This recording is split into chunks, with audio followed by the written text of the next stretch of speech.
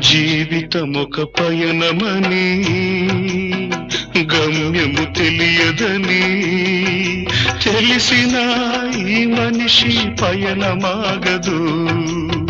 జననం ధర్మమని మరణం కర్మమని తెలిసిన జనన మరణ చక్రమాగదు.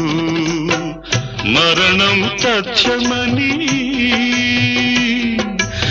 ఏ జీవికి తప్పదని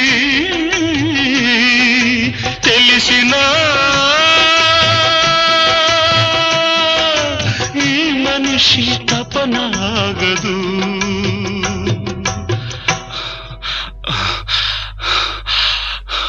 ఈ బ్రతుకు తపనాగదు. ఆగదు ఏ నిమిషము నీ కోసము.